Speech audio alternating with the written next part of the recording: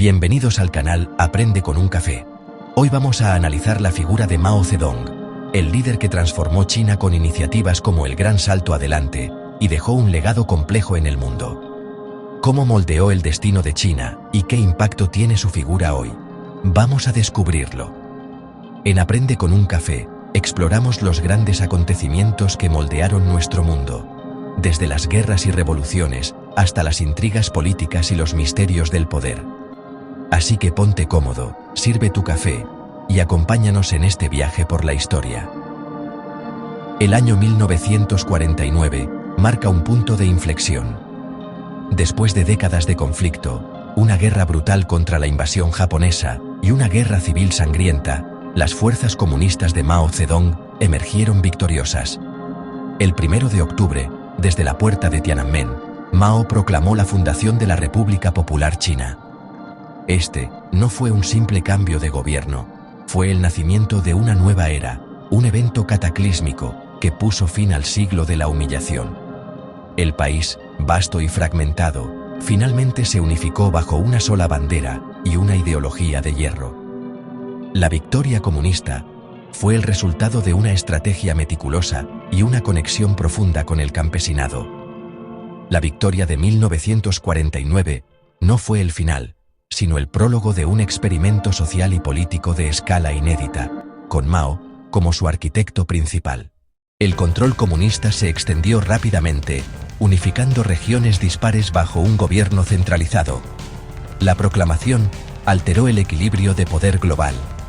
En la Guerra Fría, la caída de China al comunismo fue vista como una derrota para Estados Unidos. China se alineó con la Unión Soviética, creando un bloque comunista en Eurasia. La paz y la unificación trajeron esperanza.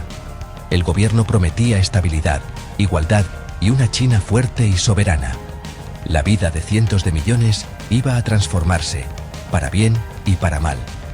Pero la nueva China enfrentaba enormes desafíos: devastación bélica, economía en ruinas y población mayoritariamente analfabeta y empobrecida. Mao y el partido debían reconstruir desde cero. La unificación con control férreo implicó la supresión de la oposición.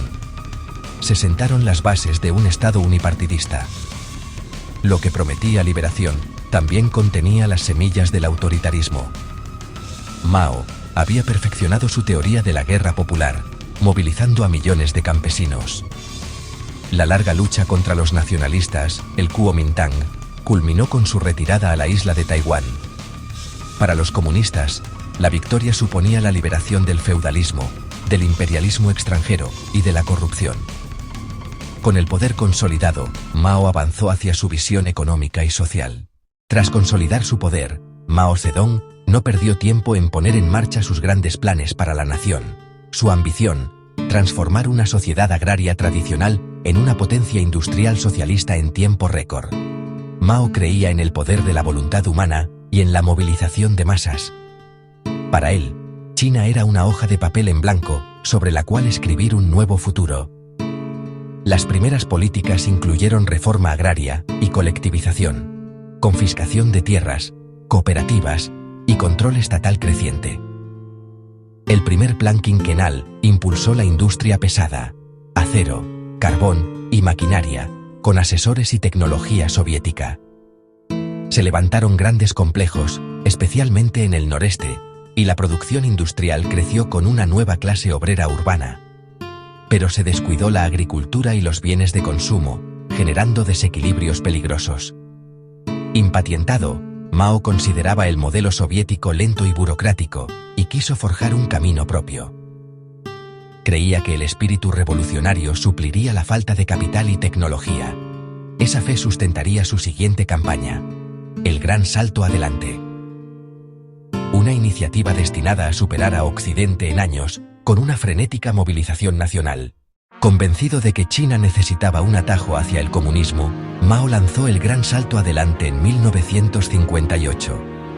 La agricultura se colectivizó por completo con comunas populares que agrupaban a miles de familias y gestionaban la vida entera. La propiedad privada fue abolida. La vida cotidiana se volvió comunal. Para duplicar la producción de acero en un año, se ordenó levantar hornos de traspatio por todo el país. Se fundían ollas, sartenes y herramientas, incluso se talaron bosques enteros para mantener ardiendo hornos improvisados. La idea, que la suma de pequeñas fundiciones igualara a las grandes acerías. El fervor revolucionario y la presión por cuotas irreales sumieron al país en febril actividad. En el campo se impusieron prácticas pseudocientíficas, sembrar demasiado junto, arado profundo y la campaña de las 4 plagas. La casi erradicación de gorriones desató plagas de insectos que devastaron las cosechas. Bajo presión, los funcionarios exageraron cifras agrícolas y de acero, engañando al centro. Basados en datos ficticios, aumentaron exportaciones de grano y se desvió mano de obra del campo a hornos y obras. La combinación de técnicas fallidas, desvío de trabajo y planificación basada en mentiras, preparó una tragedia inimaginable.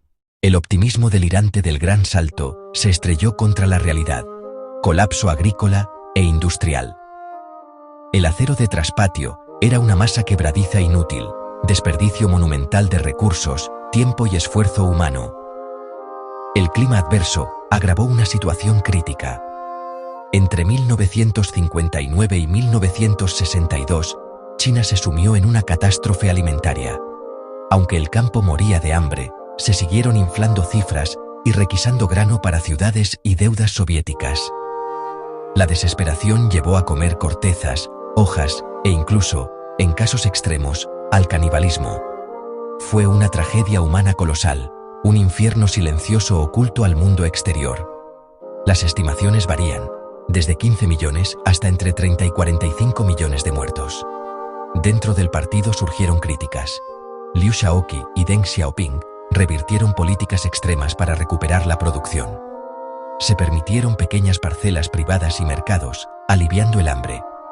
Mao, sin admitir responsabilidad, tuvo que dar un paso atrás en la gestión económica.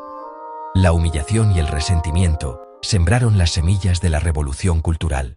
Marginado pero no derrotado, en 1966, Mao lanzó la Gran Revolución Cultural Proletaria. Movilizó a la juventud para bombardear el cuartel general y desafiar toda autoridad. Nacieron los Guardias Rojos. Se destruyeron viejas ideas, cultura, costumbres y hábitos. Templos y arte fueron arrasados. Intelectuales, profesores, escritores y artistas fueron denunciados y sometidos a sesiones de lucha humillantes. El sistema educativo quedó paralizado. Escuelas y universidades cerraron o se volvieron centros de adoctrinamiento. Millones de jóvenes urbanos fueron enviados al campo para trabajos forzados y reeducación. Facciones rivales se enfrentaron, incluso con armas robadas del ejército. La economía volvió a sufrir. La producción se desplomó y el país se fracturó. La sospecha lo invadió todo. Nadie estaba a salvo de la denuncia, ni siquiera en el hogar. Altos cargos fueron purgados. Liu Shaoqi fue humillado y murió en condiciones inhumanas. Mao eliminó rivales, pero a un costo terrible. Una década perdida de violencia, ignorancia y sufrimiento. La revolución cultural dejó una herida profunda en la sociedad china. Mientras tanto, el mundo cambiaba y se abrían inesperadas ventanas diplomáticas. La alianza sino-soviética se rompió, derivando en hostilidad abierta y choques fronterizos. China y Estados Unidos exploraron un acercamiento estratégico. En 1972, el apretón de manos Nixon-Mao sorprendió al mundo y marcó un giro histórico. China puso fin a décadas de aislamiento y obtuvo el asiento permanente en el Consejo de Seguridad.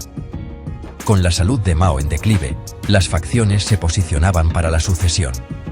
El 9 de septiembre de 1976, la muerte de Mao marcó el fin de una era. Poco después, la Banda de los Cuatro fue arrestada y se puso fin a la revolución cultural. Deng Xiaoping emergió como líder pragmático, resultados por encima de dogmas. Mantuvo el monopolio del partido mientras introducía mecanismos de mercado. La agricultura se revitalizó con parcelas familiares y mercados locales. Con inversión extranjera y CETES, ciudades como Shenzhen crecieron a ritmo vertiginoso. Las reformas desencadenaron décadas de crecimiento, sacando a cientos de millones de la pobreza. Deng logró en pocas décadas lo que Mao no consiguió, aunque sin apertura política. Continuidad autoritaria. Economía de mercado vibrante bajo un estado leninista. El impacto del maoísmo traspasó fronteras. Inspiró guerrillas y movimientos en Asia, África y América Latina. Ofreció una alternativa al comunismo soviético, visto como burocrático. En Camboya, los Jemeres Rojos llevaron la lógica radical a un genocidio devastador. En Perú, Sendero Luminoso adaptó el maoísmo con una campaña de terror que dejó decenas de miles de muertos. En Europa y Norteamérica, su impacto fue más cultural e intelectual, y efímero. Hoy, en 2025, Mao sigue siendo monumental y controvertido. Dentro de China, es venerado como fundador de la nueva China, quien puso fin al siglo de la humillación y unificó el país. Su imagen preside Tiananmen, yace en mausoleo y figura en cada billete de yuan. Para muchos mayores, simboliza fortaleza, independencia y justicia social. La narrativa oficial, sin embargo, minimiza los aspectos más oscuros. El partido evalúa su legado como 70% bueno y 30% malo. Hablar de la hambruna o las purgas sigue siendo tabú. Para las víctimas, su legado es trauma y sufrimiento. En la China actual se ven sus huellas, poder económico e influencia global, fruto de reformas de Deng, pero con estructuras políticas maoístas. El liderazgo contemporáneo revive aspectos del estilo de Mao: personalismo, ideología y movilización. El legado de Mao advierte sobre el poder y el peligro de las utopías, movilización extraordinaria y errores catastróficos. El fin, por noble que parezca, no justifica medios que desprecian la vida. Comprender a Mao no es elegir entre héroe o monstruo. Fue un unificador y también arquitecto del mayor sufrimiento de su nación. La historia es una herramienta para aprender y mejorar el futuro. Espero que este vídeo te haya ayudado a entender cómo Mao Zedong transformó China con el gran salto adelante y su legado en el mundo actual. Si te gustó, no olvides darle like, suscribirte al canal y activar la campanita de notificaciones para seguir aprendiendo juntos en Aprende con un Café. Nos vemos en el próximo vídeo.